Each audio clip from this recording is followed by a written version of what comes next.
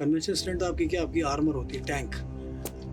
टैंकों ने head on जाना है, ठीक है। उसके बाद आपकी आती है मैकेनाइज्ड इन्फेंट्री जो बख्तरबंद होती है, और उसके बाद आपकी आती है पैदल फौज इन्फेंट्री जो होती है। ठीक तो है। ये जितना इंटरनेशनल बॉर्डर है ना, ये सारी कन्वेंशनल फ्रंट है। वर्ल्ड बैंक को सब नया नया बना था, तो उस तो दुनिया के फोरम पे आके कुछ दिखाना था लोगों को कि मैं भी हूँ।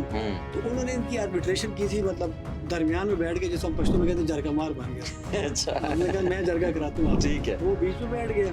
तो इससे आपको एक बड़ा क्लियर कट विजन मिलता है कि ये सारे जो मुल्क हैं ये बड़े खाइफ हैं हिंदुस्तान से, क्योंकि हिंदुस्तान इनकी सियासत में, इनकी मीशत में बहुत ज़्यादा दरअंदाजी करता है। एयर फोर्सेस का, ये जंग थी एयर फोर्सेस की, इसमें आपको कोई शक व शुबे की गुंजाइश नहीं है, ना आपके पास ना किसी बहस करने की ज़रूरत नहीं। ये एयर फोर्सेस की लड़ाई थी और एयर फोर्सेस ने बेहतरीन करके लड़ी। मैं आपको प्राइम मिनिस्टर मोदी का जवाब दे रहे तो बस आप समझ जाए। ठीक है। प्राइम मिनिस्टर मोदी कल आदमपुर गए थे, जिस एयरबेस पे S-400 हिट हुआ था। जी जी। उधर गए ताकि दिखाया उन्होंने, S-400 पीछे खड़ा भी किया ताकि लोग कहें कि जी ये तबाह नहीं हुआ ऐसे। अगर आप सबकी बात सुन रहे हैं, अभी हमारे मीडिया पे भी देखे ना, कौन बैठा हुआ था 3 दिन से, बिल्कुल। वही 15-20 एंकर बैठे हुए थे जो रोजाना आपको गैस बिजली पानी समझा रहे होते, अब वो हमें डिफेंस समझा रहे हैं। अस्सलाम वालेकुम नाजरीन, मेरा नाम है वसीम बलोच और आज हम आपको खुशामदीद कहते हैं फैक्ट टॉक में। ये हमारा एक फ्लैगशिप प्रोग्राम है, पॉडकास्ट स्टाइल प्रोग्राम है, जिसमें हम कॉन्फ्लिक्ट्स के ऊपर, रीजनल कॉन्फ्लिक्ट्स के ऊपर बात करेंगे। तो आज हमारा पहला एपिसोड है और इसमें हमें ज्वाइन करेंगे हारिस आकाखेल साहब। उनका 15 साल का तजर्बा है कॉन्फ्लिक्ट्स को कवर करने का, वार कॉरेस्पॉन्डेंट हैं। तो आज हमारा पहला एपिसोड है, तो हमने कहा कि आज से हम इस को शुरू करते हैं। हारिस साहब बहुत बहुत शुक्रिया। आज के एपिसोड का हम आगाज़ करते हैं ये जो पहलगाम में हुआ, जम्मू एंड कश्मीर में, जी इंडिया में। तो हम ये जानना चाहते हैं और हर कोई ये जानना चाहता है, एक वाक़या हुआ और उस वाक़े को लेकर इंडिया बहुत फ्यूरियस हुआ, गुस्सा आया और उसने आओ देखा ना ताओ एक एटमी मुल्क पाकिस्तान पर, आप ये कहें कि रात की तारीखी में हमला कर दिया। थोड़ा सा हमें और हमारे ऑडियंस को बताएं ये कैसे, ये पूरे इवेंट्स अनफोल्ड कैसे हुए।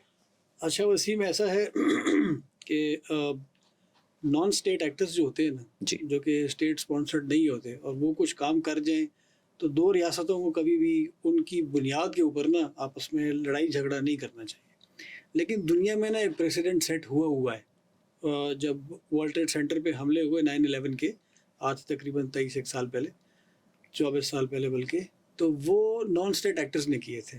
मतलब 19 हाई जैकर्स थे जिन्होंने 4 जहाज़ अगवा किए और हमें याद है वर्ल्ड ट्रेड सेंटर में जाके तबाह हुए और उसके बाद अमेरिका ने एक जंग शुरू कर दी वॉर ऑन टेरर के नाम से। जी, हालांकि अगर आप 19 हाई जैकर्स को देखें तो 15 का ताल्लुक सऊदी अरेबिया से था, 2 का ताल्लुक UAE से था, एक ताल्लुक इजिप्ट से था और एक लेबनान से था। तो अमेरिका को तो हमला उन पे करना चाहिए था, सऊदी अरेबिया पे या लेबनान पे या UAE के ऊपर, बट वो गया अफ़गानिस्तान के ऊपर, उसामा बिन लादेन को हमें दे दें। और वो बात मैं ये कहना चाह रहा हूँ कि एक प्रेसिडेंट सेट हुआ है। बहुत सारे लोग यहाँ पे बात कर रहे हैं कि जी ये पहलगाम का वाक़या हुआ है, हिंदुस्तान ये इल्ज़ाम लगाता रहा पाकिस्तान ने दहशतगर्द भेजे, पाकिस्तान कहता रहा मैंने नहीं भेजे हैं। जी, बहुत सारे लोग कहते रहे कि इसकी बुनियाद पे हो गया, हिंदुस्तान में लोग कह रहे हैं। जी, जी, तो इसका एक जवाब ये है कि होना नहीं चाहिए था, बट अनफॉर्चुनेटली हमारे लोग भी यही कह रहे हैं, यहाँ से हमारी हुकूमतें भी यही कह रही हैं कि नहीं होना चाहिए था, बट अनफॉर्चुनेटली एक प्रेसिडेंट सेट हुआ है जी, दुनिया में कि नॉन स्टेट एक्टर एक काम कर ले और 2 मुल्क या 3 मुल्क फिर आपस में उसके ऊपर बुनियाद पे लड़ाई करना शुरू करें।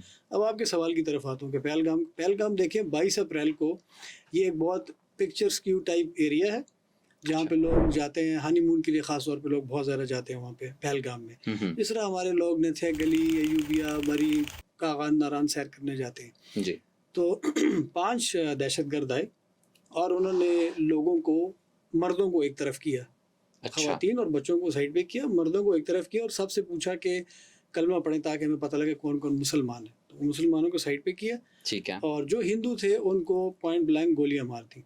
तकरीबन 28 लोगों की हलाकत हुई है, लेकिन इसमें एक मुसलमान भी शहीद हुआ है, जो वहाँ पे वो जो पोनी नहीं होते छोटे छोटे घोड़े, जी, जी, बिल्कुल, वो असल में इनको रोक रहा था, तो उन्होंने उसको भी गोली मारी और एक क्रिश्चियन की भी डेथ हुई है।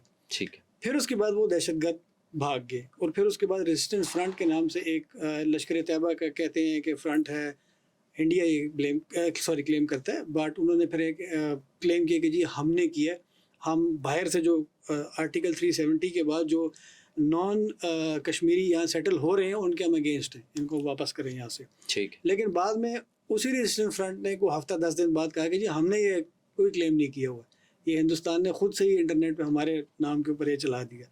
अच्छा।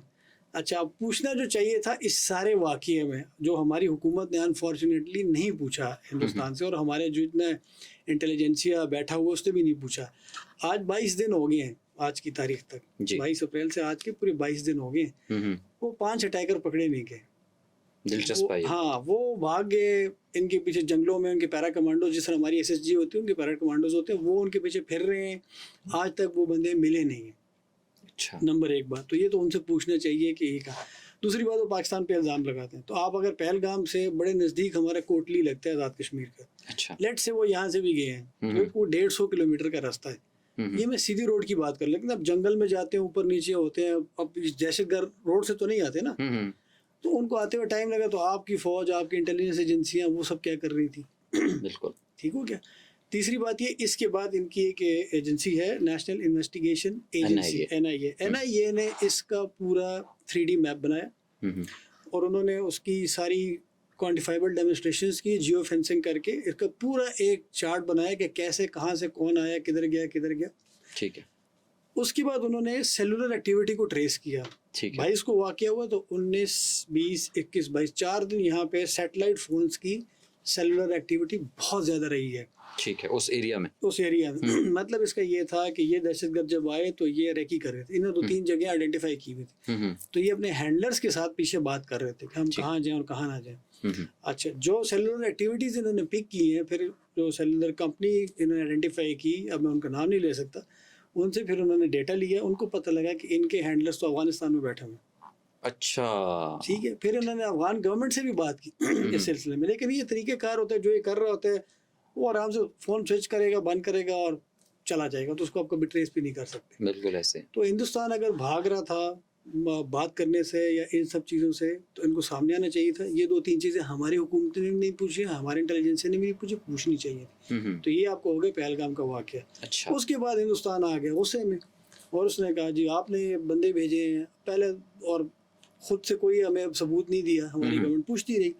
तो उसके बाद वो गुस्से में आने की ना वजूहात है। अच्छा। गुस्से में आने की वजूहात को आप थोड़ा सा छोटा सा समझ लें, वो ये है कि हिंदुस्तान इस वक्त इस साउथ ईस्ट एशिया रीजन में अपने आप को बहुत बड़ा चैम्पियन समझ रहा है। डॉन। हाँ, आप सादे अल्फाज में don.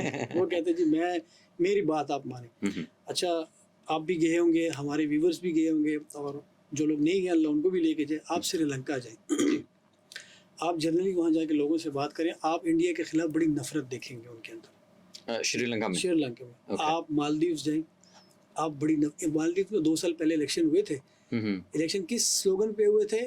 Out India in China. ठीक है। आप मॉरिशस चले जाएं, मॉरिशस में भी इनके हालात ख़राब थे, तो पिछले साल प्राइम मिनिस्टर मोदी 2 दिन के लिए मॉरिशस गए, ताकि मेंडिंग फेंसेस जिसको हम कहते हैं फॉरेन पॉलिसी की ज़बान में, ताकि जाके मामलात में ठीक करूँ। ठीक है। आप नेपाल चले जाएं, हालांकि हिंदुस्तान नेपाल को ऑलमोस्ट 700 करोड़ साल का देता है डेवलपमेंट के लिए, बट नेपाल इतनी नफरत वो लोग करते हैं क्योंकि वो एक इंटेलिजेंस हब बन चुका है। बांग्लादेश की मिसाल अभी हमारे सामने, शेख हसीना वाजिद की हुकूमत गई और अभी जो आई है उनकी केयर टेकर प्राइम मिनिस्टर भी उनके आए हुए हैं, वो देखिए कैसे पाकिस्तान के साथ उनकी फ़ौज वाले आ रहे हैं, उनके इंटेलिजेंस से आ रही बातचीत। तो इससे आपको एक बड़ा क्लियर कट विजन मिलता है कि ये सारे जो मुल्क हैं ये बड़े खाइफ हैं हिंदुस्तान से, क्योंकि हिंदुस्तान इनकी सियासत में, इनकी मीशत में बहुत ज़्यादा दरअंदाजी करते हैं। एक पाकिस्तान ऐसा मुल्क रह गया था जिसको किसी न किसी तरीके से दबाना था और दिखाना था कि मैं यहाँ पे बड़ा हूँ, मेरी बात में। वो पाकिस्तान अल्हम्दुलिल्लाह दबता नहीं है। तो ये 2 आपके सवाल का तफसीली जवाब हो गया। अच्छा, उसको कि पाकिस्तान को किसी तरह से दबाने के लिए और अपने आप को एज ए डॉन साबित करने के लिए, रीजन के लिए, तो ये उन्होंने हरकत की। अब एक दिलचस्प वाक़या है कि अब हमारे जो काफ़ी सारे जो हमारे नाजरीन हैं उनको भी नहीं पता। अब 2 चीज़ें हमने बहुत सुनी इस दौरान, एक शिमला एग्रीमेंट और इंडस वाटर ट्रीटी जो सिंध तास मुआहदा है। जी थोड़ा सा हमें इन दोनों मुआहदों के मतलब बताइएगा और ये भी बताइएगा कि इन दोनों ये मुआहदे हैं क्या, और पहला मुआहदा कौन सा था जो हुआ, और ज़रा इनकी अहमियत भी बताइएगा इस ये जो सीज़ फायर के बाद भी और इवन के जंग के स्टार्ट होने से पहले भी उन्होंने जो ट्रीटी ख़त्म किया था। ठीक है। अच्छा, मैं ना इसको आपको थोड़ा सा बैकग्राउंड से भी बता देता हूँ।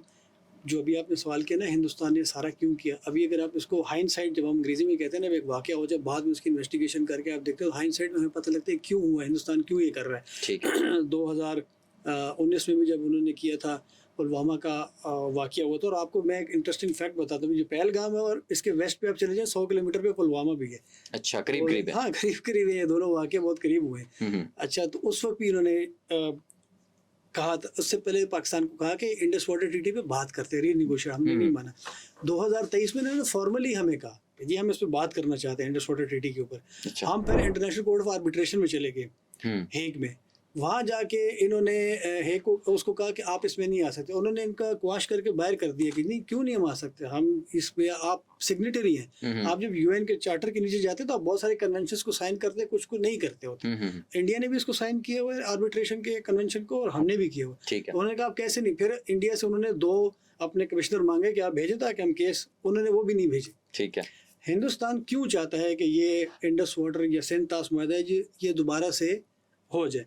पहले तो ये समझिए 1960 में जवाहरलाल नेहरू जो उनके प्राइम मिनिस्टर थे और हमारे सदर अयूब के दरमियान में ये साइन हुआ था, दस्तखत इसके ऊपर, मुआहदे के ऊपर हुआ। ठीक है। ये कोई 200 सफ़ों का डॉक्यूमेंट है, कोई बैठ के आराम से उसको पढ़ ले तो उसको समझ आ जाएगी कि है क्या। अच्छा। इसमें दूसरी बात ये है कि वर्ल्ड बैंक उस वक्त नया नया बना था, तो उस तो दुनिया के फोरम पे आके कुछ दिखाना था लोगों को कि मैं भी हूँ। तो उन्होंने इनकी आर्बिट्रेशन की थी, मतलब दरमियान में बैठ के, जिसको हम पश्तो में कहते हैं जरगा मार बन गया। अच्छा। हमने कहा मैं जरगा कराता हूँ। ठीक है। तो वो बीच में बैठ गया, साइन हुए। इसमें आते हैं 6 दरिया, रावी, ब्यास, सतलज। जो ईस्टर्न रिवर्स हैं वो पूरे हिंदुस्तान को दे दिए गए। चनाब, झेलम और इंडस का जो दरिया है वो कम्प्लीटली हमें दे दिए गए, लेकिन उसमें भी हिंदुस्तान का हिस्सा है, उसमें मैं आता हूँ। ये 6 दरियाओं को इस तरह से डिवाइड कर दिया गया कि आप पानी के ऊपर लड़ाई ना करें। अच्छा, अब एक चीज़ और समझ लें, जिस तरह हमारा रिलीजियस मसला है ना बैतुल मुक़द्दस के साथ, और हमारे लोग फ़लस्तीन को लेके बड़े जज्बाती हो जाते हैं, कश्मीर का मसला ना रिलीजियस है, ना ये हिंदुस्तान का जुल्म है लोगों के ऊपर, ना ये हमारा कोई इनके साथ कोई ज़मीन की जायदाद का मसला है, ना ये मिनरल्स एंड रिसोर्सेज का मसला है कश्मीर का। कश्मीर का मसला सिर्फ पानी का है। अच्छा जी, ये तो आप दिलचस्प बात बता रहे हैं। जी, पानी ज़िंदगी है हमारी। 50-60% बॉडी पानी के ऊपर खड़ी है। पानी होगा जिंदगी होगी, पानी नहीं होगा जिंदगी नहीं होगी। अब मसला क्या है, हिंदुस्तान इस वक्त जो अपने ईस्टर्न रिवर्स हैं, रावी, ब्यास, सतलज, मैं दोबारा बता देता हूँ, उसका 90% पानी वो इस्तेमाल कर रहा है।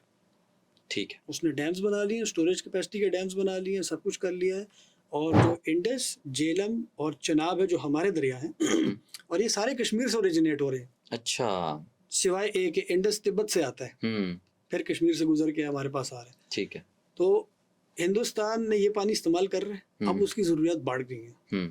उत्तर प्रदेश में, पंजाब में, नीचे राजस्थान में आबादी बढ़ रही है, लोगों की वो फूड सिक्योरिटीज़ ज़्यादा हैं, तो वो चाहते हैं, पानी तो ऑलरेडी मैं इस्तेमाल कर रहा हूँ, अब वो चाहते हैं जो पाकिस्तान के 3 दरिया हैं ये भी मैं किसी तरीके से अपनी तरफ लपेट लूँ। ठीक है। वो पाकिस्तान कैसे, अब आप दरिया बंद करेंगे तो मैं तो पानी का मसला मेरे लिए हो जाएगा, तो मैं तो आपसे लड़ूंगा। इस सारे सिनेरियो के बीच में ना हिंदुस्तान इस सिंध तास मुआहदे को रीनिगोशिएट करना चाह रहा है। ठीक है। नंबर 1। नंबर 2, अब जब आप आते हैं अपने पानी के ऊपर, इन्होंने स्टोरेज कैपेसिटी डैम बना दिए हैं। हमारे जो पानी है, मैं दोबारा बता देता हूँ, चनाब, झेलम और इंडस, इसके ऊपर आप स्टोरेज कैपेसिटी डैम नहीं बना सकते मुआहदे के रूह से। हाँ, मुआहदे के रूह से। इसके ऊपर आप run of the river dam बना सकते हैं। रन ऑफ द रिवर के ये कि पानी आएगा, थोड़ी देर के लिए रुकेगा, निकल जाएगा और उससे आप बिजली पैदा करें, बड़ा पानी रोक नहीं सकते। अब झेलम के ऊपर इन्होंने 2 डैम बनाए हुए हैं, बगलियार और सलाल डैम, और ये सॉरी चनाब के ऊपर, और झेलम के ऊपर इन्होंने किशनगंगा डैम बनाया हुआ है और उड़ी डैम बनाया हुआ है, और चनाब पे एक छोटा सा डैम बनाया है, वो भी कश्मीर के अंदर। ठीक है। बट ये डैम्स भी जो हैं ये भी run of the river dam है, आप पानी रोक नहीं सकते। अच्छा, हमारी मीडिया ने, उनकी मीडिया ने कोट किया जब ये सारा मामला शुरू हुआ कि जी हिंदुस्तान ने सलाल डैम को और बगलियार डैम के दरवाजे बंद कर दिए, और बड़े सोच के साथ कहना पड़ता है, हमारे पाकिस्तानी खासतौर पर जो बाहर बैठे कुछ नाराज़ हैं, उन्होंने इस चीज़ को बड़ा हाइप दी, ये देखें इंडिया ने पानी बंद कर दिया। ये भाई आप अकल इस्तेमाल करें, या तो थोड़ा पढ़ लिया करें। हम्म। ये डैम पानी रोक नहीं सकते। ये अच्छा, रन ऑफ बिल्ट ही ऐसे किया कि ये पानी रोक, run of the river dam है, पानी आएगा और रन करेगा, सिर्फ अच्छा। टरबाइन चलाएगा आपका, थोड़ा सा आप स्टोर कर सकते हैं। अब 2 दिन वो डैम बंद रहे, उन्होंने जज्बात में आके दरवाजे बंद कर दिए। वो भी मैं आता हूँ क्यों बंद किए, लेकिन मैं कुछ और बता, ठीक है। उन्होंने दरवाजे बंद किए तो भाई पानी का लेवल चढ़ने से तो पीछे तो सैलाब आ जाएगा। पीछे झील तो है ही नहीं, जब डैम बनता है ना उसके पीछे एक झील बनती है। अब मंगला डैम तरबेला डैम देखेगा, उसके पीछे एक झील बनी है जिसमें इनकैशमेंट एरिया होता है। फिर अब हल्का हल्का इनके इनकैशमेंट एरियाज भी नहीं है। तो ये जो कहना कि जी ये अच्छा उन्होंने, अच्छा फिर उस जब ये वाकई शुरू तो उन्होंने दरवाजे पूरे खोल दिए शुरू में। वो क्यों खोले? देखें जब पानी आता है ना वो अपने साथ बड़े बड़े बोल्डर्स लेके आता है, मट्टी लेके आता है, तो आहिस्ता आहिस्ता ना आपके टरबाइंस में फंसता जाता है, तो आपकी बिजली पैदा करने की कैपेसिटी कम होती जाती है।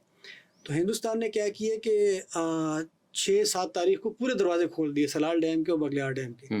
ये इंडस वाटर ट्रीटी के नीचे नहीं कर सकते थे। क्यों? क्योंकि ये सारा स्लश फिर निकल आता है। ठीक है। वो सारा स्लश आके हमारे जेलम सॉरी चनाब में और उस दरिया में बह गया। अब इन्होंने दरवाजे बंद किए, पानी उन्होंने स्टोर किया, अभी गर्मियां हैं, अब पानी स्टोर कैसे करेंगे? फिर उन्होंने दरवाजे खोल दिए। ठीक है। तो ये जो पाकिस्तान में एक शोर गुगा उठा कि हिंदुस्तान हमारा पानी बंद कर देगा, और बड़ा मस्त, तो भाईजान मेहरबानी करें थोड़ा सा ना चीज़ों को पढ़ भी लें और थोड़ा सा हमारे इंटेलिजेंसिया को भी कोशिश करनी चाहिए कि इसको एक्सप्लेन करते लोगों को कि पैनिक में ना आए। इसके बाद अगर हिंदुस्तान चाहता है कि जी मैं मज़ीद डैम्स बनाऊँ इसके ऊपर, देखिए एक डैम बनाने के लिए हिंदुस्तान में पैसा है, बट उसको लगेंगे 10 साल। आप स्टोरेज कैपेसिटी के डैम बनाएंगे, मैं खड़े होकर तमाशा फिर नहीं देखूंगा, मैं तो आपके साथ जंग के ऊपर जाऊंगा जी। और अगर हिंदुस्तान कहता है कि जी मैं इस मायदे से पीछे हट गया, एबेंस में जिस तरह चला गया ना, ठीक है, और मैं इसके ऊपर स्टोरेज कैपेसिटी के, तो इंटरनेशनल वाटर ट्रीटी जो है ना यूएन की, वो कहती है अपर राइपेरियन, ऊपर वाला मुल्क नीचे वाले मुल्क का पानी नहीं रोक सकता। ठीक है, ये इंटरनेशनल लॉ कहता है। ओके, हिंदुस्तान मेरा पानी नहीं रोक सकता। अगर उसने ये किया मिसाल के तो एक प्रेसिडेंट सेट हो जाएगा, एक मिसाल सेट हो जाएगी। तो फिर जो ब्रह्मपुत्र उनका दूसरा सबसे बड़ा दरिया है वो चाइना से आता है, फिर चाइना वहाँ पे डैम बना के पानी रोक ले, फिर और चाइना पाकिस्तान के ताल्लुकात तो आपको पता है कितने अच्छे, चाइना पानी रोक ले फिर क्या हो जाएगा, फिर आपके लिए मसला आ जाएगा। तो ये थोड़ा सा इसमें लास्ट पॉइंट में फिर आप सवाल ज़रूर कीजिएगा। इंडिया ने उनके जो जियोलॉजिस्ट हैं उन्होंने सर्वे कराया था 2 साल पहले, इनके जो 3 दरिया हैं रावी, ब्यास, सतलज, वो नीचे हैं यूं करके थोड़ा सा, अच्छा, लोअर साइड पे, और हमारे दरिया जो है ना इंडस, चनाब और जेरेमी थोड़े ऊपर है। हमारे कराकोरम ग्लेशियर और उधर से पानी आता है। ठीक है, इनके जो नीचे वाले दरिया हैं ये हिमालयस और इस एरिया से, इनके भी कराकोरम से आता है बट हिमालय से, तो इनके थोड़ा सा नीचे है। ठीक है, तो एक टर्मिनोलॉजी इस्तेमाल थी ग्लेशियर मास। अगर बारिश और बर्फ जितनी पड़ रही है और गर्मियों में जितना ग्लेशियर पिघल रहा है तो ग्लेशियर मास इंटैक्ट है, लेकिन अगर बारिश और बर्फ कम पड़ रही है और गर्मियों में पानी ज्यादा बह रहा है पिघल के, तो फिर ग्लेशियर कॉन्ट्रैक्ट हो रहा है। ठीक है, तो हिंदुस्तान की असेसमेंट जो इन्होंने जियोलॉजिस्ट ने की है 2070 तक या 80 तक, इनके दरियाओं का जो ये ग्लेशियर्स है ना ये बहुत हद तक पिघल चुके होंगे, और हमारे वाले अगली सदी में जाके, तो हिंदुस्तान इस वजह से, अगर आज हिंदुस्तान रुका है ना ये टेररिस्ट का बहाना करके, कल को ये जंग दोबारा होनी है अगर इसका रीनेगोशिएट ना किया गया इस पानी को। अच्छा। अगले 10, 15, 20, 25, 30 साल में हम जिंदा हो ना हो, बट ये पानी की जंग है। तो ये आपको होगा। हाँ, इसके एक टेक्निकल एस्पेक्ट आपको मैं बता दूं, हिंदुस्तान इस मुआहदे से वापस नहीं जा सकता। अच्छा, क्यों नहीं जा सकता? आर्टिकल 12 क्लॉज 4 इस ट्रीटी की कहती है, treaty entitles the termination of treaty only if both India and Pakistan agree in writing। दोनों अगर राइटिंग, दोनों का मुत्तफिक होना जरूरी है, उसके बाद ये टर्मिनेशन होगी, वैसे नहीं होगी। इस पे दोनों ने साइन किए हुए हैं, नेहरू साहब ने भी और यूब साहब ने भी साइन किए हुए हैं। ठीक है, in other words a termination treaty has to be drafted by both states and then ratified by both to bring the Indus water treaty to an end. Lastly the treaty has no provision for unilateral suspension. Okay. अकेले आप पीछे नहीं हट सकते। It is of an indefinite duration and was never intended to be time specific or event specific। ये indefinite time के लिए treaty थी, कोई event specific नहीं है, कोई time specific नहीं है। ठीक है, और इस ट्रीटी में फिर आगे चल के लिखा हुआ जो इनका आर्टिकल 9 है वो कहता है अगर अब दोनों मुल्कों का मसला हुआ तो पहले कमिश्नर्स बैठेंगे, ठीक है, 2, 4, 6 जितने के कॉम्पोजिशन हो, आपस में मसला हल ना हुआ फिर वर्ल्ड बैंक का या कोई न्यूट्रल रिप्रेजेंटेटिव बैठेगा जरगा मार, ठीक है, और अगर फिर भी ना हुआ तो फिर इंटरनेशनल कोर्ट ऑफ आर्बिट्रेशन में चले जाएंगे। तो ये आपका 37 का मुआहदा हो गया, हिंदुस्तान पीछे नहीं हट सकता। नहीं हट सकता। ये तो बड़ी दिलचस्प बात की। अब आपने शिमला का पूछा। अब इसी में एक और चलो हमारे इल्म में भी इजाफा हो रहा है और हमारे ऑडियंस के भी, ये शिमला मुआहदा क्या है? अच्छा, शिमला मुआहदा जिस तरह ये इंडस वाटर ट्रीटी से पीछे हट गए, तो हमने ऐलान कर दिया हम शिमला से पीछे हट गए। शिमला बहुत आसान सी बात है। 1971 की वॉर जब हुई तो 1972 में भुट्टो साहब और इंदिरा गांधी साहिबा, उनकी प्राइम मिनिस्टर हमारे पे बैठे और इन्होंने डिसाइड करके फिर शिमला मुआहदा किया। शिमला मुआहदा में हमारे कैदी वापस आए हिंदुस्तान से, बांग्लादेश से। और ये जो लाइन ऑफ कंट्रोल है ना, ये पहले सीज फायर लाइन होती थी। अच्छा, इसको फिर लाइन ऑफ कंट्रोल डिक्लेयर कर दिया गया और इस क्लॉज में ये लिखा गया कि इसकी कोई अल्ट्रेशन नहीं करेगा। ठीक है, कोई मतलब तब्दीली ये नहीं कि तब्दीली इन द सेंस कि जंग करके आगे चले गए, कोई जगह ले ली, ठीक है, ओके। बट ये इस लाइन ऑफ कंट्रोल ने जंग रोकी नहीं आज तक। सियाचिन भी इसके नीचे हुआ, कारगिल भी इसके नीचे हुआ, ठीक है, ठीक है। बट ये इसका मुआहदा था कि आप पीछे इससे नहीं हटेंगे और कोई मसले मसाइल हुए तो आपस में बैठ के हम हल करेंगे, बाकी तो पाकिस्तान इससे पीछे हट गया। मतलब ये थ्रेट दे रहे कि शायद मैं लाइन ऑफ कंट्रोल अल्ट्रेशन कर सकता हूँ। अच्छा, एक जगह पे हिंदुस्तान जो सियाचिन को लेकर थोड़ा ये भी समझ लें, हिंदुस्तान ये लाइन ऑफ कंट्रोल शुरू होती है पॉइंट NJ 9842 से, बिल्कुल सियाचिन ग्लेशियर का टिप है, ठीक है, ये यहाँ तक आइडेंटिफाइड है। तो हिंदुस्तान ये कहता है कि ऊपर का जो हिस्सा है सियाचिन, ये डिमार्केशन में नहीं था तो ये मेरा हुआ, उसके ऊपर वो लड़ाई हुई। अच्छा, तो वो नीचे, और इसके अंदर दो चीज़ें बहुत इंपॉर्टेंट है। पाकिस्तान ने वो कुछ 13,000 स्क्वायर किलोमीटर का इलाका हिंदुस्तान ने हमसे लिया हुआ था वेस्ट पाकिस्तान के, शिमला में वो भी वापस किया। हमने कुछ इलाके उनके लिए, तो हमने उनको वापस किए। ठीक है, सिर्फ ऊपर गिलगित बल्तिस्तान में इन्होंने तुर्तुक वैली और चोरबाट वैली वो थोड़ा सा डिवाइडेड करके हिंदुस्तान ने अपने पास रखा। और जब आप इसके एंड पे आते हैं, छम का जो शहर है, इलाका है, वो हमने अपने पास रख लिया। ये शिमला मुआहदा है। अच्छा। अब मैं सर लेमैन की तरह, मैं वैसे जनरली आपसे बोली, इसका मतलब ये है कि अगर इनके दरमियान, पाकिस्तान इंडिया के दरमियान जंग होती है, हाँ। ठीक हो गया, अगर कोई भी दूसरे के इलाके में घुसा, हाँ, तो शिमला मुआहदा ये कहता है अगर घुस गए तो ठीक है कि वापस आना उधर ही है, हाँ, वापस उधर ही आना, उसी लाइन पे, हाँ, हाँ, उसको आप एक्सपेंड या उसको वो करते नहीं थे। अब इसमें यह है कि यूनाइटेड नेशन ने जो सीज फायर लाइन से पहले होती थी, जो 1949 में एग्रीमेंट हुआ था कराची का, तो यूनाइटेड नेशन के मिलिट्री ऑब्जर्वर्स यहाँ बैठे हुए थे। ठीक है, इस मुआहदे के बाद हमारी साइड पे तो बैठे होते हैं, अब वो नहीं छोड़ते उनको। अच्छा, वहाँ पर नहीं होते। हिंदुस्तान कहते नहीं, अब हमारा और आपकी बात होगी है ना आपस में। अच्छा, अब अब क्या जरूरत है इन लोगों अच्छा, इस मुआहदे में कोई तीसरा नहीं था? किसमें? इसमें नहीं, आपस में हुई थी बात। अच्छा, इसमें तो तीसरा नहीं। ठीक है, ठीक। अच्छा, हम देख रहे थे ये जो अभी कॉन्फ्लिक्ट चल रहा था पाकिस्तान और इंडिया का, अब लोग एक वर्ड करते हैं ऑल आउट वार, अब मुकम्मल जंग होगी दो लोगों को। हाँ, मतलब डर गए लोग कि दो, अब एक तरफ से देखते हैं दो एटमी ताकतें हैं। तो इसके पीछे क्या फैक्ट्स है कि दो जो ताकतें हैं जिनके पास न्यूक्लियर पावर है, वो मुकम्मल कन्वेंशनल जंग में जा सकते हैं? अच्छा, ये एक ना हम तो इंटरनेशनल थिंक टैंक्स के साथ उठना बैठना बातचीत, तो ये ना एक टर्मिनोलॉजी या एक थ्योरी बहुत अरसे से चल रही है पाकिस्तान में। जो हमारे डिफेंस के लोग हैं, मतलब रिटायर्ड जनरल्स वगैरह, एयर वाइस मार्शल और एडमिरल्स वगैरह, वो भी इस चीज़ को थोड़ा सा सपोर्ट करते हैं कि under the nuclear umbrella conventional जंग थोड़ी मुश्किल है। मतलब दोनों मुल्कों का न्यूक्लियर हथियार के साथ आपस में डायरेक्टली फ़ौजों का लड़ना बहुत मुश्किल काम है। वो इसको तकरीबन ऐसा कर लें 99% नहीं मानते। बट देखिए, एक चीज़ आप ये माने कि हिंदुस्तान ने इस थ्योरी को ख़त्म कर दिया। 2019 में उसने आप पे जब अपने जहाज़ भेज के बालाकोट में हमला किया, कोई मरा नहीं मरा, दरख्त टूटे, वो अलग बहस है। पर आपके अंदर तो वो आए ना। जी जी। और फिर आप ही गए। इस दफ़ा वो एक स्टेप ऊपर गया है 6 साल के बाद। उसने आपको मिसाइल मारे हैं, उसने चले कश्मीर में तो चले ठीक है, बालाकोट, पेम्बर, मुजफ्फराबाद।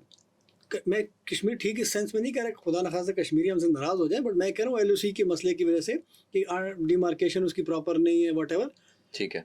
लेकिन उसने इंटरनेशनल बाउंड्री को ब्रीच किया है। उसने आपके नूर खान एयरबेस को हिट किया है, उसने आपके बाकी एयरबेसेस को यहाँ पे हिट किया, उसने आपके मुरीदके को हिट किया, टेररिस्ट का जी हाइड आउट है यहाँ पे, उसने भावलपुर में हिट किया कि यहाँ पे टेररिस्ट का हाइड आउट है। उसके बाद उसने लगातार ड्रोन भेजे, पंजाब के तकरीबन 22-23 शहरों में वो ड्रोन आके फटे हैं, ठीक है। अब हमारी फ़ौज भी कैजुअल्टी मान रही है और सिविलियंस की भी कैजुअल्टी मान रही है, कश्मीर में भी आप देखी हुई है। तो एक ऑल आउट का वो जो आहिस्ता आहिस्ता, जिसको बार बार एक अब टर्मिनोलॉजी बार एक और इस्तेमाल हो रही है, एस्केलेटिंग लैडर, यानी आप सीढ़ी के ऊपर चढ़ते जा रहे हैं, तो वो थोड़ा सा ऊपर गया है, पहले तो इसको समझ लें। दूसरा जो आपका सवाल है उसको थोड़ा सा मज़ीद मुफस्सिल तरीके से मैं आपको उसका तफसील से बताता हूँ। हिंदुस्तान पाकिस्तान की जो बाउंड्री है ना वो 3 हिस्सों में तकसीम है। एक को कहलाती है लाइन ऑफ कंट्रोल, आप सुनते होंगे LOC LOC LOC, ठीक है। एक आप सुनते हैं वर्किंग बाउंड्री, एक आप सुनते हैं इंटरनेशनल बाउंड्री। अब लोगों को ना इन 3 चीज़ों का हाँ ये समझना समझा दें हमें ज़रा आज। देखें, जब लाइन ऑफ कंट्रोल जो आपकी शुरू होती है ये आपकी शुरू होती है बिल्कुल जो लोएस्ट टिप है सियाचिन ग्लेशियर, उसको कहते हैं NJ9842, ये पॉइंट है। अच्छा, वहाँ से आपकी LOC शुरू होती है और आप सीधा नीचे चलते हुए आएंगे। हिंदुस्तान की साइड पे अखनूर है और हमारी साइड पे छम्ब है। इधर आके ये LOC ख़त्म होती है। इसका मतलब ये है कि जितना जम्मू एंड कश्मीर है, लद्दाख है और जितना आज़ाद कश्मीर है और गिलगित बल्तिस्तान है, ये आमने सामने के बीच में LOC है। ठीक है। अखनूर से नीचे जब आप चलते हैं ना, हिंदुस्तान की साइड, ये छम से हमारे नीचे चलते हैं, हमारी साइड पे छम है, तो सियालकोट, नारोवाल, जफरवाल, शकरगढ़ तक, ठीक है, ये आती है आपकी वर्किंग। ये पंजाब का हिस्सा है। ठीक है। पंजाब के सामने जो कश्मीर लगता है तो हमने उसको वर्किंग बाउंड्री कहते हैं, UN भी उसको यही कहते हैं, बट हिंदुस्तान इसको ये नहीं कहता। ठीक है, ठीक हो गया। ओके। और फिर शकरगढ़ और उस एरिया से नीचे का जितना इलाका रन ऑफ कच्छ तक सिंध में और उसके सामने गुजरात में लगता है, वो इंटरनेशनल बाउंड्री है आपकी। अच्छा, अब आपको समझ आ गई? ठीक है। तो जहाँ पे तो ये डिमार्केशन क्यों, ये क्यों, ये मुख्तलिफ नाम क्यों? ये तो अब फिर हिस्ट्री में जाएंगे, एक और प्रोग्राम करना पड़ेगा। 1947 में जो कश्मीर की इरादा किया उनके महाराजा ने कि मैं इंडिया के पास जाता हूँ, और उन्होंने कहा मैं इधर आता हूँ, उस वजह से फिर बड़ी लंबी। ठीक है, इसके ऊपर हम एक ऑल आउट वॉर पे ही रहता हूँ। जी जी। देखिए, ऑल आउट वॉर का इस दफ़ा चांस नहीं था। ये भी मैं बार बार कहता हूँ, हमारे लोगों को कम से कम इंटेलिजेंसिया को थोड़ा एक्सप्लेन करना चाहिए था लोगों को। पहले आपने तीनों किस्म के बॉर्डर समझ लिए, अब थोड़ा सा हम उसको आगे लेके चलते हैं। देखिए, हमारी जितनी फोर्स है ना, फौज, वो कन्वेंशनल स्ट्रेंथ के ऊपर लड़ती है। ठीक है। और उनकी फौज भी कन्वेंशनल स्ट्रेंथ के ऊपर लड़ती है। ठीक है। कन्वेंशनल स्ट्रेंथ आपकी क्या, आपकी आर्मर होती है, टैंक। टैंकों ने हेड ऑन जाना है, ठीक है। उसके बाद आपकी आती है मैकेनाइज्ड इन्फेंट्री जो बख्तरबंद होती है, और उसके बाद आपकी आती है पैदल फौज में इन्फेंट्री जो होती है। ठीक है। तो ये जितना इंटरनेशनल बॉर्डर है ना, ये सारी कन्वेंशनल फ्रंट है हमारा, दोनों तरफ से। ठीक है। ये जंग तब होती ना, हम कहते हैं ऑल आउट, जहाँ ये फौजें लगती, यहाँ तो फौजें डिप्लॉय नहीं थी इस वाक़े में भी। ठीक है। अच्छा। हल्का फुल्का कोई इधर आपने मनूवर करके टैंक खड़े कर दिए, उन्होंने खड़ दिए, मैं सतही बात कर रहा हूँ। तो इस इंटरनेशनल बॉर्डर पे तो कोई डिप्लॉयमेंट हुई ही नहीं इस दफ़ा। तो ऑल आउट वॉर का तो बात ख़त्म हो चुकी थी। नंबर 1 ये आपको क्लियर करना चाहिए था लोगों को, ताकि लोग डरते ना। ठीक है। ये हुआ था 2002 में मुशर्रफ साहब के टाइम के ऊपर। अच्छा। जब इंडियन पार्लियामेंट पे हमला हुआ था तो वो फौजें लेके आ गए थे, हम भी लेके चले गए, 10 महीने आपस में सामने खड़े रहे थे। बट हिंदुस्तान आया नहीं था। ठीक हो गया। अब ये मैं आपको उस वक्त की बात कर रहा हूँ, उसके बाद से यही हुआ। इस दफ़ा वर्किंग बाउंड्री पे हमारी सिर्फ एक रात लड़ाई रही है, सियालकोट सेक्टर में उनके साथ। ठीक है। ये भी आप आउट कर गए, यहाँ पे भी वार नहीं थी, तो आपके वर्किंग बाउंड्री पे और इंटरनेशनल बाउंड्री के ऊपर कुछ भी नहीं था। ठीक है। हाँ, वर्किंग बाउंड्री पे हमारी डिप्लॉयमेंट थी, उनकी भी थी। लड़ाई हुई है 2 रातें, 7 और 8 की रात लड़ाई हुई है। अब हम जाते हैं ऊपर लाइन ऑफ कंट्रोल पे, जो उनका कश्मीर, लद्दाख और हमारा गिलगित बल्तिस्तान, तो वहाँ पे भी कोई फायर नहीं हुआ। ओके, सुकून था, वो सुकून था। ये जितना लाइन ऑफ कंट्रोल पे 4-5 दिन लड़ाई होती रही है ना, ये आपकी यही है लीपा वैली में, किरण वैली में, भिम्बर में, हमारी साइड इन जगह। मतलब अगर आप 750 किलोमीटर का ये वर्किंग लाइन ऑफ कंट्रोल बनती है, लड़ाई टोटल 150 किलोमीटर के ऊपर रही है। तो कहाँ से ऑल आउट वॉर हो गई, कहाँ से आप ये इतना उन्होंने भी क्रिएट किया और हमारे वाले भी उसको सपोर्ट करें, थोड़ा सा ना हौसला रखा करें, ऐसे नहीं होती है चीज़। वैसे एज ए स्टूडेंट के तौर पे ये कितना कोई सरहद है, हमारा बॉर्डर कितना है इंडिया के साथ, कितनी कोई लेंथ होगी इसकी? ये है तकरीबन 2,500-3,500 हज़ार ऑलमोस्ट इस तरह किलोमीटर इंडिया के साथ जो बॉर्डर है, बल्कि इससे ज़्यादा शायद, मैं थोड़ा सा मिस कर गया हूं। हाँ, बहुत बड़ा, मैं 3 हिस्सों में डिवाइडेड है ना आपका। और ये आपकी जो लड़ाई रही है लाइन ऑफ कंट्रोल के ऊपर, तो ये भी कोई ब्रीच नहीं हुआ, दोनों तरफ से अंदर नहीं गया कोई भी, और अपने साइड से बस अपने मोर्चे में बैठ के एक दूसरे पे फायर करते रहे। नुकसान उठाया दोनों ने, उन्होंने ज़्यादा उठाया। तो ये आपका हो गया। तो ऑल आउट वॉर नहीं था। हाँ, अब आप आते हैं उसके ऊपर एयर फोर्सेस का। ये जंग थी एयर फोर्सेस की, इसमें आपको कोई शक व शुबे की गुंजाइश नहीं है, ना आपके पास, ना किसी बहस करने की ज़रूरत भी नहीं है। ये एयर फोर्सेस की लड़ाई थी और एयर फोर्सेस ने बेहतरीन करके लड़ी है। तो ये आपका ऑल आउट वॉर का मेरे ख्याल से एक्सप्लेनेशन। हाँ, अगर ऑल आउट वॉर तब होगी जब आपकी इंटरनेशनल बाउंड्री के ऊपर फोर्सेस की डिप्लॉयमेंट होगी, तब ऑल आउट वॉर के लिए हम जाएंगे, वैसे नहीं होगा। ठीक है, अब इसी से ऑल आउट वॉर से जब हम निकलते तो ये पूरा जो कॉन्फ्लिक्ट हुआ, ऑफ कोर्स अब इंडिया और पाकिस्तान के कुछ मीडिया में या जो सोशल मीडिया में हमने देखा बहुत ऑल आउट वॉर ही था, उससे भी ऊपर ही था कुछ जो हमने देखा। अब जब इस तरह के कॉन्फ्लिक्ट्स होते हैं, आप तो काफ़ी अरसे से इस चीज़ को देख रहे हैं, तो ये जो फेक न्यूज़, झूठ, सच, फैक्ट, इसको कैसे डिवाइड कर सकते हैं? वसीम देखिए, पहले तो ये है कि अभी हम कह रहे हैं हमने जहाज़ गिराए हैं, वो कह रहे नहीं गिरे, ठीक हो गया। ठीक है। अब वही एक बात फिर आती है ना, देखिए अभी हम तो सारी चीज़ों को कवर करके अब हम एयरफोर्स पे आ गए और आपकी उस फेक न्यूज़ और उसकी तरफ भी चलते हैं। जी जी। पहले तो इसको भी देख हम कहते हैं जहाज़ गिरे, वो कहते हैं जहाज़ नहीं गिरे। अब ये बहस तो कोई क़यामत तक पूरी नहीं कर सकता, ठीक हो गया। अच्छा, ये बहस आती है टेक्निकल लोगों को जिनकी डोमेन है। मैं अगेन ये बात करता हूँ कि उन टेक्निकल लोगों को इसकी डोमेन में बात करनी चाहिए थी, ठीक है। अब आप थोड़ा सा इसको भी समझ, जहाज़ गिरता कैसे, आप आइडेंटिफाई कैसे करते हैं। और इसमें एक और बात भी है, देखिए इंडियन एयर वाइस मार्शल से जब पूछा गया प्रेस कॉन्फ्रेंस में, खातून साफ़ी ने सवाल किया कि जी हमारे राफेल गिरे कि नहीं गिरे, तो उन्होंने आगे से कहा कि जंग में नुकसान होते रहते हैं और अभी हम हालत जंग में हैं, तो हम मुनासिब वक्त पे बताएंगे, और हम क्या प्लेटफॉर्म इस्तेमाल कर रहे हैं क्या अभी हम नहीं बता सकते। राफेल जो जहाज़ है ये डिसॉल्ट कंपनी बनाती है, इनका सबसे प्रीमियर जहाज़ है मिराज, वो हमारे पास भी है, हिंदुस्तान के पास भी मिराज जहाज़ है। उनसे रॉयटर्स न्यूज़ एजेंसी ने, CNN ने, BBC ने, ये मैं 3 इस्लाम के बहुत बड़े इदारे हैं, इन्होंने कोशिश की पूछने की तो वो खामोश रहे, उन्होंने भी हाँ या ना में जवाब नहीं दिया। ठीक है। अच्छा, जब आप हाँ या ना में जवाब नहीं तो खामोश रहते, तो कहते हैं कि खामोशी आधी रजामंदी होती है जी। आप रजामंदी में चले गए। दूसरी बात हमारे जो air vice marshal deputy chief of operations आए थे औरंगजेब साहब, उन्होंने बड़ी अच्छी क्वान्टिफाइबल डेमोस्ट्रेशंस करके दिखाई, उन्होंने बताया कहाँ कहाँ हमने जहाज़ गिराए, ग्रेड्स बताए। आजकल बड़ा सैटेलाइट का दौर है, और आई थिंक पायलट की आरडीयू वगैरह भी कुछ सुनाई थी। वो भी बिल्कुल सुनाई। तो वो आप उस लैटिट्यूड लॉन्गिट्यूड पे जो उन्होंने दिए इंटरनेशनल मीडिया को, उसको देख लें, आपको रैकेजेस भी नज़र आ जाएंगे सैटेलाइट इमेजरी के ऊपर। थर्डली सबसे बड़ी बात, देखिए जब एक जहाज़ रेडार पे आता है ना, वो ब्लिप कर रहा होता है, वो फिल्मों में आपने देखा, तो ये ब्लिप एकदम से गायब नहीं होता। अगर कोई जहाज़ क्रैश कर रहा है, एक कॉल होती है मेडे, मेरा जहाज़ अभी क्रैश कर, वो पैसेंजर लाइन्स होते हैं, वो लोग करते हैं, तो इनके अंदर IFF ट्रांसपॉन्डर लगा होता है, आइडेंटिफिकेशन ऑफ फ्रेंड ऑफ फो, तो वो बता रहा होता है रेडार को कि मैं अभी नॉर्मल पोजीशन पे चल रहा हूँ। जब वो उसको ख़तरा होता है, हिट हो जाता है कुछ, हो वो उसका ट्रांसपॉन्डर चेंज हो जाता है वो ऑटोमेटिकली। अच्छा। और लास्टली जब जहाज़ हिट हो जाता है तो ब्लिप एकदम से गायब हो जाता है स्क्रीन से, तो आपको पता होता है कि अब ये तबाह हो चुका है। इससे भी अगली एक चीज़ ये है कि पायलट जब इजेक्ट करता है ना, तो उसकी इजेक्शन सीट में भी एक ट्रांसपॉन्डर लगा होता है, जो कि डेंजर साइन को शॉर्टकट में मैं आपको बता रहा हूँ कि साइन दे रहा होता है पीछे कि भाई अभी मामला ख़राब है, वो जहाँ सीट गिरेगी ताकि उसको रेस्क्यू करने के लिए लोग आए। ये 4-6 चीज़ें होती हैं, इससे आपको पता लगता है कि आपका जहाज़ गिरा है। ये सब आपके पास रिकॉर्डेड होता है, ये आप दोस्त ममालिक के साथ शेयर करेंगे, चाइना के साथ, सऊदी अरेबिया के साथ, कतर के साथ, ताकि कल को जब वो ये जहाज़ खरीदने जाएं, देखिए आज आप गाड़ी खरीदने जाते हैं, पहले ज़माने पाकिस्तान में 2 कंपनियां थी, मैं नाम नहीं लेता, आपको बस मजबूरी थी, आप वही 2 गाड़ियाँ खरीद रहे थे, 3 गाड़ियाँ। अब पाकिस्तान में माशाल्लाह से 9-12 कंपनियाँ हैं इस वक्त। अब आप जब गाड़ी खरीदने जाते हैं तो 600 के साथ, अच्छा भाई इसमें क्रूज ट्रॉनिक है, इसमें जी सनरूफ है, इसमें ये, तो मैं ये वाली ये ले लेता हूँ।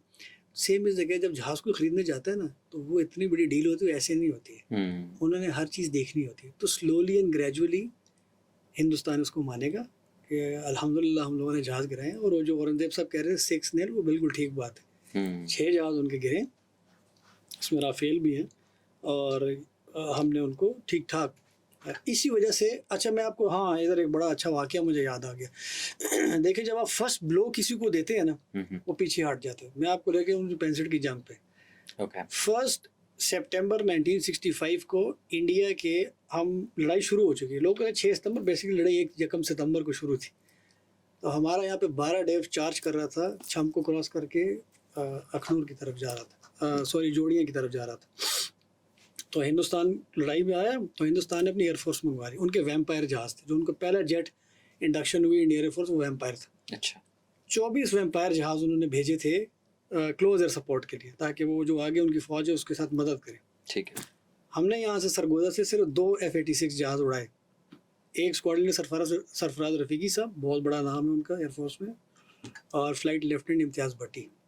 ये 2 गए और इन्होंने 1 सितंबर को 4 वैम्पायर जहाज़ गिरा दिए, इन 2 ने, और वो 26 जहाज़ थे आगे से, और ये डॉक्यूमेंटेड हिस्ट्री है, मैं अपने से बात नहीं कर रहा। 26 अगेंस्ट 2, हमने उनके 4 जहाज़ गिराए, वापस आए। आपको पता है पूरी 65 की जंग में वो अपने वैम्पायर जहाज़ों को लेके उड़ाई नहीं उसके बाद, उसी इवेंट के बाद। उस इवेंट को डर गए, उन्होंने कहा यार ये जहाज़ नहीं मुकाबला कर पाएगा पाकिस्तान का। अच्छा। सेम इज द केस यहाँ पे हुआ है। जब आपने 6 और 7 की रात को, जो सबसे बड़ी कहते हैं BVR की भी लड़ाई, बियॉन्ड विजुअल रेंज की, उनके 80-85 जहाज, हमारे 40 जहाज उड़े हुए थे। तो जब आपने उनके 2-3 राफेल वन गो में गिरा दिए, इंडियन एयरफोर्स बिल्कुल बैकफुट पे चली गई। तो आप जब फर्स्ट ब्लो देते ना किसी को, तो अल्हम्दुलिल्लाह हमारी एयरफोर्स ने फर्स्ट ब्लो दिए, तभी इंडिया बैकफुट पे गया। अगर वो आते ऊपर या हमारा जहाज गिरता तो फिर मसला और हो रहा था। तो अब आते हैं ये जो आप उसकी न्यूज़ वगैरह की बात करें जी, तो उसी सेंस में बात करो। अगेन आई वुड से कि यार ये टेक्निकल लोगों को ये चीज़ डिफाइन करनी चाहिए थी। हाँ, 90% मीडिया का काम है, वो तो उनको नहीं पता, वो तो ये कहेंगे कि जी हम जीत गए, वो कहेंगे वो जीत गए, लेकिन कम से कम जो इंटेलिजेंसिया है उनको उस डोमेन में रह के बात करनी चाहिए थी। इसकी बैकग्राउंड में बहुत बात हो रही थी, शायद हम आगे करते हैं अभी उसके ऊपर भी बात। बट अपने मीडिया से कम एक गिला है, वो ये है कि 2-3 खबरें चली कि जी इंडियन नॉर्दर्न कमांड के लेफ्टिनेंट जनरल को सैक कर दिया गया है। उन्होंने कहा जी मैं नहीं लड़ता। ठीक है। फिर इंडिया के डिप्टी एयर चीफ ने कहा मैं नहीं लड़ता, उनको सैक कर दिया गया है। तो ये कम से कम चले सोशल मीडिया पे कोई कर रहे, कोई बात, आप अच्छे सुलझे हुए आदमी, आप ऐसी बातें मत करें।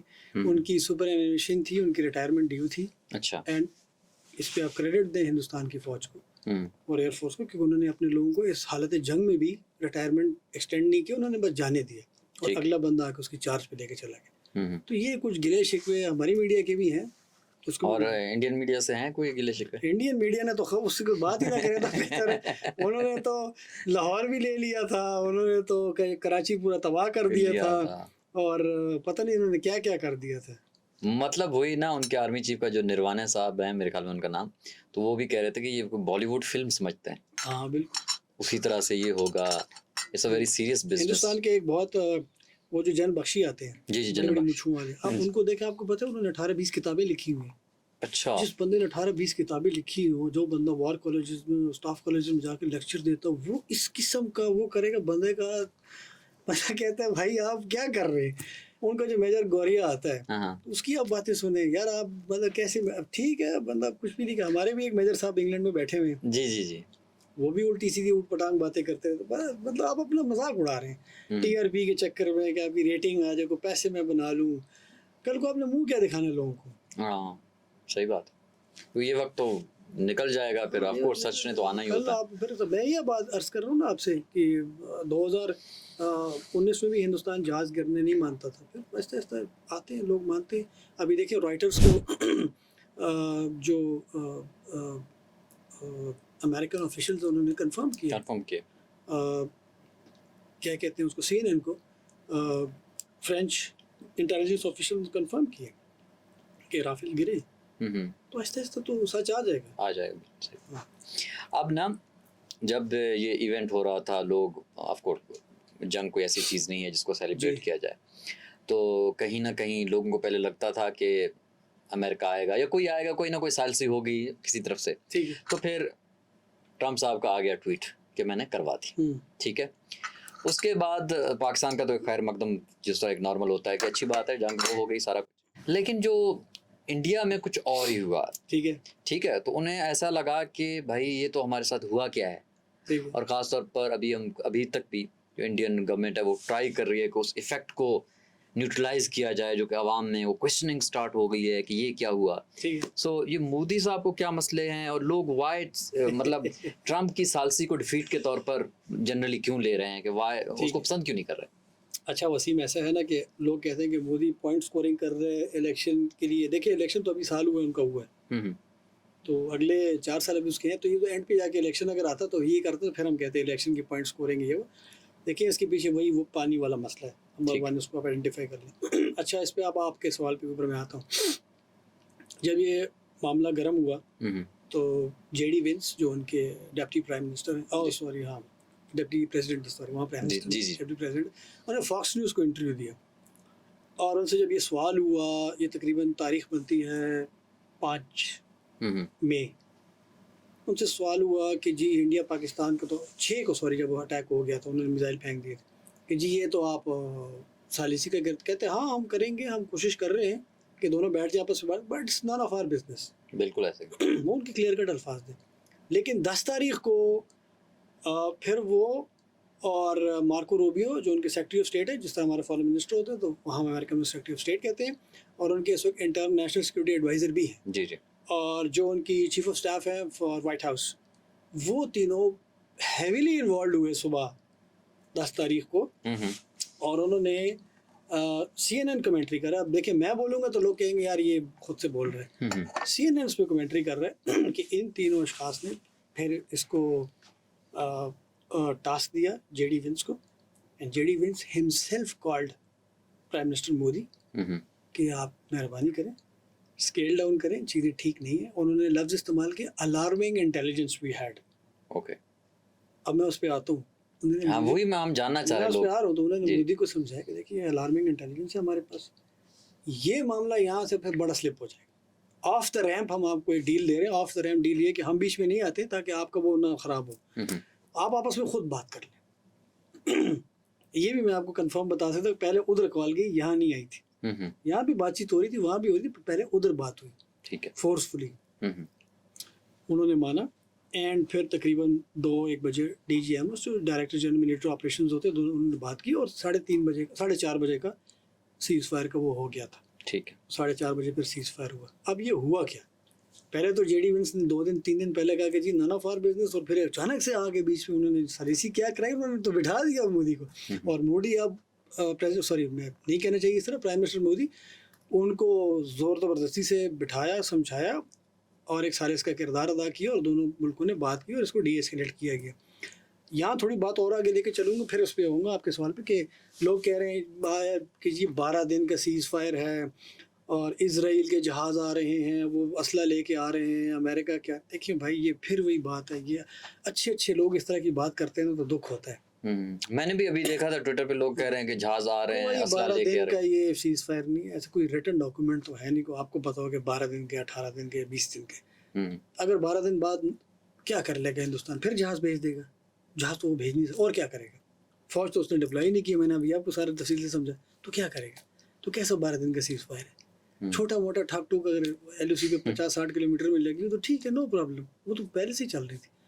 आगे चलते हैं, फिर जी ये जो हिंदुस्तान इसराइल के जहाज़ आ रहे हैं उनके, तो मेरे भाई इसको भी थोड़ा सा ना सीरियसनेस के देखें। उनके इसराइल के साथ स्ट्रेटेजिक पैक्ट्स, उनके अगर टेक्निकल असिस्टेंट्स आ रहे हैं, उनके लोग आ रहे हैं, तो यहाँ पे भी तो चाइनीज़ आ रहे हैं, हमें चाइनीज़ रिकूप नहीं कर रहे हैं, हमारे उनके टेक्निकल असिस्टेंट्स यहाँ पे नहीं है, या हमारे किसी और मुल्क के साथ एग्रीमेंट से डिफेंस के वो नहीं आ रहे, अमेरिका के लोग यहाँ नहीं आते, उनके एक्सपर्ट्स यहाँ नहीं आते, उनके बहुत सारे ट्रेनिंग मॉड्यूल्स उन्होंने नहीं चलाए हमारी फ़ौज के लिए। तो ये प्रोपेगेंडा या वो अपने एक फिल इन द ब्लैंक्स करना कि जी थोड़ा सा मेरा नाम नहीं करना चाहिए। अब हुआ क्या, तो आपने जो सवाल किया मैं उस पर आ जाता हूँ। मैं आपको प्राइम मिनिस्टर मोदी का जवाब दे रहे तो बस आप समझ जाना, ठीक है। प्राइम मिनिस्टर मोदी कल आदमपुर गए थे, जिस एयरबेस पे S-400 हिट हुआ था, जी जी, उधर गए ताकि दिखाया उन्होंने, वो S-400 पीछे खड़ा भी किया ताकि लोग कहें कि जी ये तबाह नहीं हुआ ऐसे। उन्होंने अपने जवानों से खड़े होकर खिताब में कहा कि मेरी फ़ौज को न्यूक्लियर धमकी से कोई डरा नहीं सकता। ठीक है, बस अब मैं कुछ नहीं कहूँगा, बस मोदी साहब ने खुद कह दिया। ठीक है, इंटेलिजेंस का इतना कहूँगा इससे आगे बढ़ के कि ब्लफ खेला गया। ब्लफ होता है अब जंग में जी जी, खेल जाते हैं, पत्ते खेलते हुए भी खेल जाते हैं। प्रोबेबिलिटी उसकी थी कि 5% काम करेगा। अच्छा, 95% वो काम नहीं करेगा, प्रोबेबिलिटी इतनी थी। लेकिन यहाँ पे लीडरशिप की बात आती है, यहाँ पे कंपोजर की बात आती है, यहाँ पे एक बड़े स्ट्रैटेजिस्ट की बात आती है कि वो उस टाइम पे वो ट्रम्प कार्ड खेलता है तो ट्रम्प कार्ड वो खेला, 95% का ये था कि वो नहीं होना था, उस चीज़ ने काम नहीं करना था, 5% में काम कर गया, तो ये सब कुछ रुक गया। उस ब्लफ की एक वजह से। बहुत डेयरिंग चीज़ की गई जो अमेरिकन ने पिक की, और उन्होंने फिर कहा भाई ये, अब उन्होंने कंफर्म भी किया यहाँ पे, तो भाई अब सीरियस है। ठीक। उसके बाद उन्होंने कहा कि भाई अब इसको डिफ्यूज़ की तरफ ही जाना चाहिए। और देखिए हिंदुस्तान ने इसमें नुकसान क्या उठाया। हिंदुस्तान अभी रीनिगोशिएशन में जाएगा इंडस वाटर ट्रीटी के, वो तो लंबी बहस है, इतना आराम से नहीं करेगा वो, हार मतलब वो उसकी वो होगी। वो जो अपनी फ़ौज को एक प्रोजेक्ट कर रहा था कि मैं बड़ा बना रहा हूँ अपनी फ़ौज को, चाइनीज़ और पाकिस्तान के नेक्सस ने उनको दिखाया कि नहीं भाई, वो चीज़ को लेके बैठ गए। अपनी अवाम अब उससे जो बड़े पढ़े लिखे सुलझे हुए लोग हैं वो अब उनसे सवाल करने शुरू कर दिए ठीक है। कि भाई ये क्या किया आपने, ये तो आप बैकफुट पे आ गए। जिस तरह आपने कहा कि लोग उनसे सवाल कर रहे हैं कि आप अमेरिका के कहने के ऊपर आप बैठ गए, आप तो 2 दिन में लाहौर लेने वाले थे, ये क्या हो गया। और लास्टली देखिए उसने रशिया को भी खोया है, जो उसका बहुत बड़ा एलाय था। अच्छा। रशिया को कैसे खोया, अभी विक्ट्री डे परेड थी 9 मई को मॉस्को में। जी जी।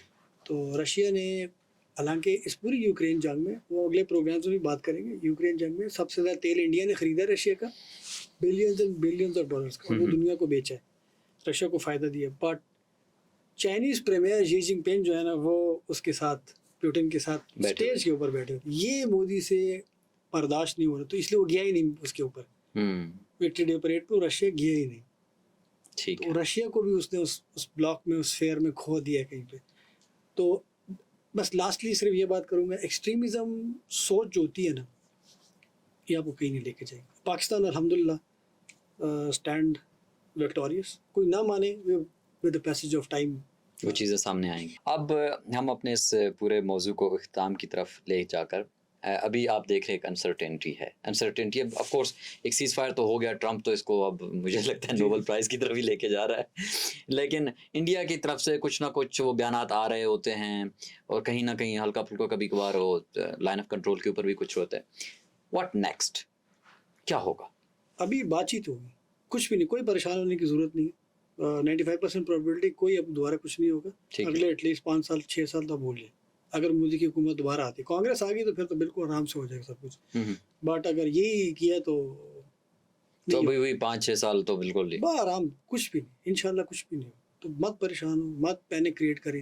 ये सोशल मीडिया जितने लोग देख रहे हैं, हाँ एक चीज़ मैं आपको बताना चाहता हूँ, कोशिश करें, मेरी सोशल मीडिया की आवाम आजकल बहुत देखती है, ट्विटर देखती है, फेसबुक देखती है, कोशिश करें जो सब्जेक्ट स्पेशलिस्ट है ना उसकी बात सुने।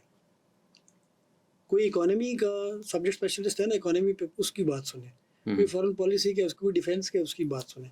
अगर आप सबकी बात सुन रहे हैं, अभी हमारे मीडिया पे भी देखे ना, कौन बैठा हुआ था 3 दिन से, बिल्कुल ऐसे वही 15-20 एंकर बैठे हुए थे जो रोजाना आपको गैस बिजली पानी समझा रहे होते, अब वो हमें डिफेंस समझा रहे हैं। ये हर बंदा, हर कल को आप मुझे कहें कि जी आप सियासत, हाँ मुझे पता होगा बट मेरा सब्जेक्ट नहीं है ना भाई। तो ये लोगों को एक सजेशन दूंगा, मशवरा दूंगा, मेहरबानी करें आप सब्जेक्ट एक्सपर्ट्स को फॉलो किया करें, आपको थोड़ी पिक्चर अच्छी मिलेगी। ग्रेट। इंशाल्लाह जो जिस तरह का भी हमने कंटेंट बनाना शुरू कर दिया है, तो इंशाल्लाह ये हमारा पैगाम लोगों तक पहुंचेगा और लोग कंटेंट देखेंगे भी। बहुत बहुत शुक्रिया आपका। तो जनाब, आज फैक्ट टॉक के इस एपिसोड में हमने हारिस साहब से बात की और पाकिस्तान जो इंडिया का रीसेंट कॉन्फ्लिक्ट है उसके ऊपर बात की। तो इंशाल्लाह अगले एपिसोड में हम हाज़िर होंगे, एक नए और डिफरेंट रीजनल कॉन्फ्लिक्ट के ऊपर बात करेंगे। और आप लोग हमें अपना फ़ीडबैक ज़रूर दीजिएगा, हमें अपने यूट्यूब पे, इंस्टाग्राम पे, टिकटॉक पे और ट्विटर पे, एक्स पे हमें ज़रूर दीजिएगा अपना फ़ीडबैक। अपना ढेर सारा ख्याल रखिएगा। अल्लाह हाफ़िज़।